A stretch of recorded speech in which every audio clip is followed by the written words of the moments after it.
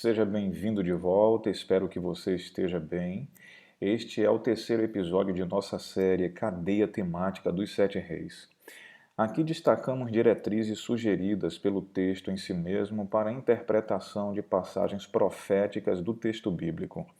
Nas apresentações anteriores, você notou a existência do fenômeno da sinonimidade, em que o profeta ouve de algo e então vira-se e vê outra coisa diferente, mas que em essência seria uma outra descrição do mesmo ser.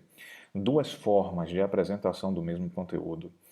Veículo que, aplicado ao Apocalipse 17, se encarregou de dizer para nós o que é a besta e o que são as suas cabeças, ou seja, todos os reinos do mundo de todos os tempos, dentre os quais 7 deles, de modo sequenciado, se destacam ao longo da história, influenciando os demais.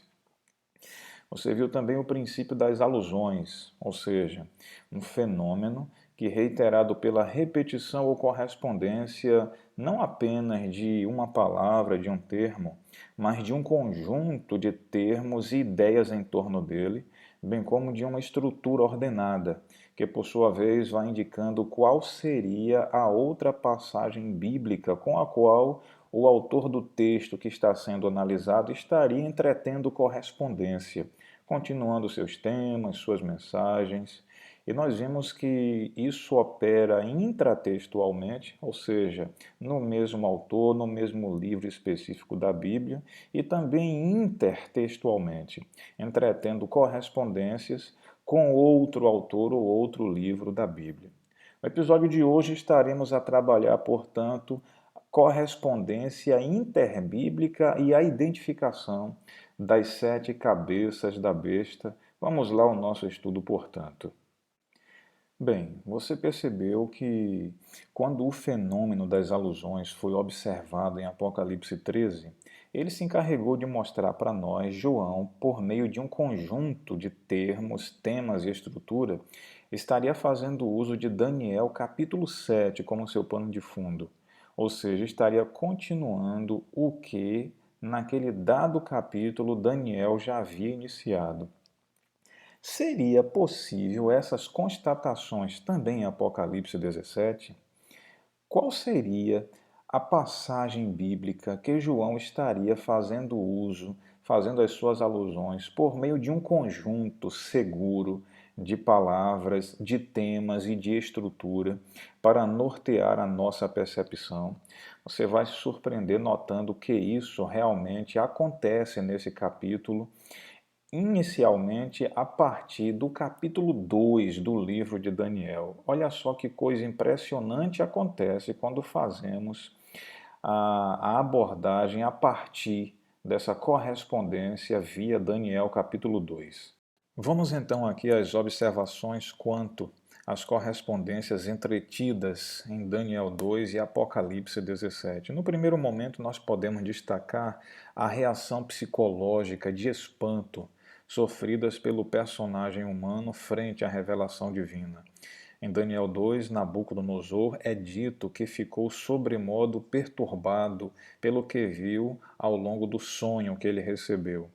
Em Apocalipse 17 é dito que João ficou espantado com o que viu quando a mulher embriagada com o sangue dos santos for apresentada para ele. Nos dois capítulos também o tema do mistério.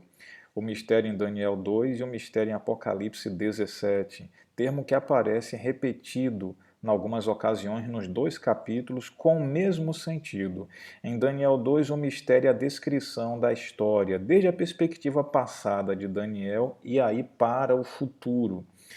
Em Apocalipse 17, de igual modo, o tema termo mistério, representando a história, desta feita com a perspectiva de uma visão escatológica, a descrição da história em elementos passados, presente e futuro.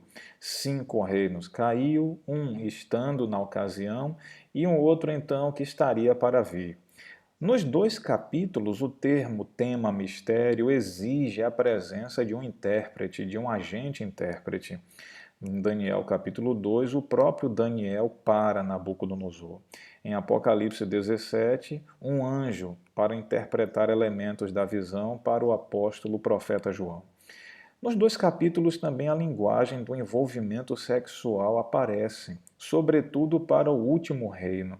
No capítulo 2 de Daniel é dito que os reinos, dedos em ferro e em barro, se misturariam mediante semente de um homem, mas não se ligariam, se uniriam um ao outro. Em Apocalipse 17, a mesma linguagem de envolvimento sexual volta a acontecer quando diz que a grande meretriz é alguém com quem se prostituem os reis da terra. Então, note que uma outra correspondência muito importante acontece aqui. Nos dois capítulos também aparecem as tentativas ecumênicas frustradas pela manifestação do reino de Deus. Em Daniel capítulo 2, versos 43 e 44, está claro que eles tentarão se unir, mas não conseguem, e nos dias desses reis aqui, o Senhor do céu então estará estabelecendo o reino eterno. Em Apocalipse 17, a tentativa de ecumenização já dos capítulos 17, versos 12 a 14, têm eles um só pensamento, os reis da terra, as 10 pontas, e oferecem à besta o poder e a autoridade que possuem, entretanto, no ato da peleja, são destruídos por uma manifestação divina. Então, notem aqui a ênfase combinada de elementos, de palavras, que indicam a correspondência já entre Daniel 2 e Apocalipse 17, e vamos a mais alguns detalhes ainda. Continuando ainda, nós podemos perceber o elemento força versus fraqueza presentes nos dois capítulos, em Daniel 2, de maneira clara e verbalmente expressos, e em capítulo 17, verso 16, isso se percebe de uma maneira indireta, quando se diz a meretriz, o elemento religioso, pontualmente sendo a parte fraca na descrição desse capítulo aqui, enquanto ela é atacada e subvertida pelo elemento civil, ou seja, a besta e as 10 pontas. O força versus fraqueza presente nos dois segmentos aqui. Ainda múltiplos reinos hegemônicos num único elemento simbólico. Este fenômeno acontece apenas duas vezes no texto bíblico. Daniel 2, múltiplos reinos apresentados num único símbolo, uma estátua, múltiplos reinos hegemônicos sequenciados, o que volta a acontecer apenas em Apocalipse 17, uma sequência de reinos múltiplos aqui, num único elemento simbólico, uma besta e suas cabeças. Veja que essa é uma correspondência extremamente significativa. Seguidos também aqui pela descrição de múltiplos reinos que são destruídos pela manifestação sobrenatural do reino de Deus.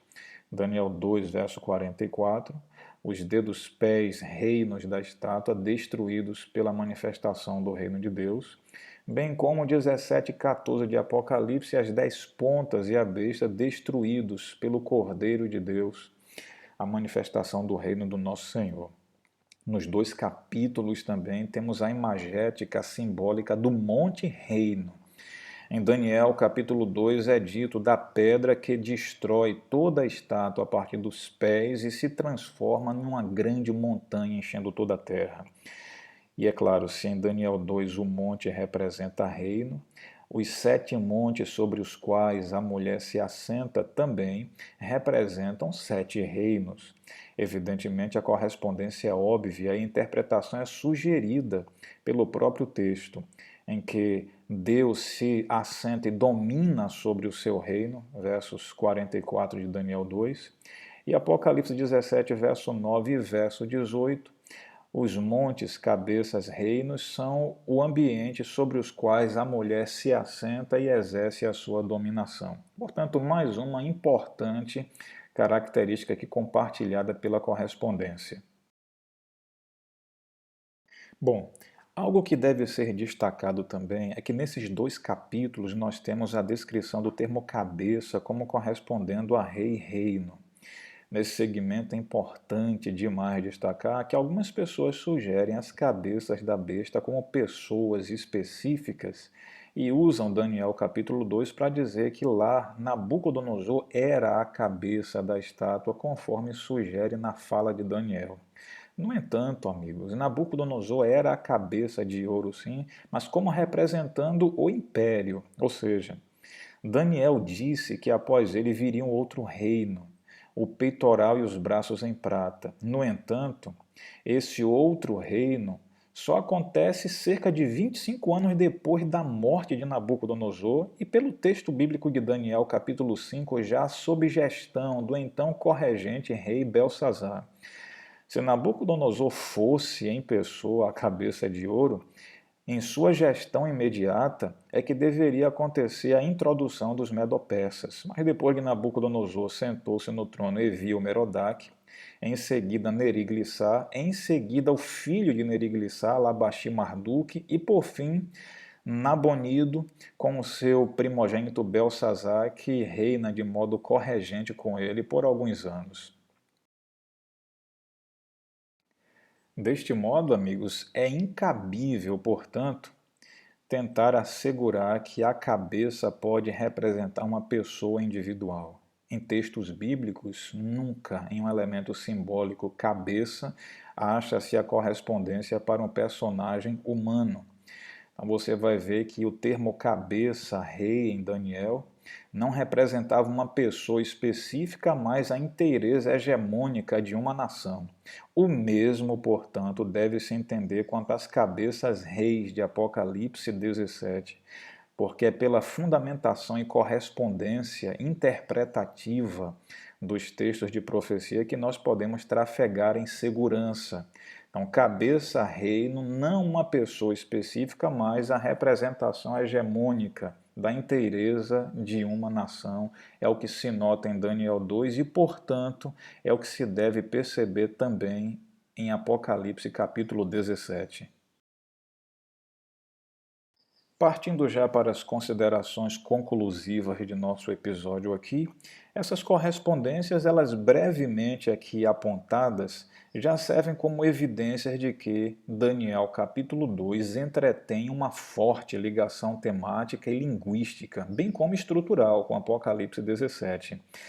Ou seja, essas duas passagens não tratam de duas realidades ou finais diferentes, mas constituem duas maneiras de apresentação do mesmo final, e isso precisa ser cuidadosamente e também seriamente atentado quando tentando apresentar uma interpretação para o capítulo 17 de Apocalipse.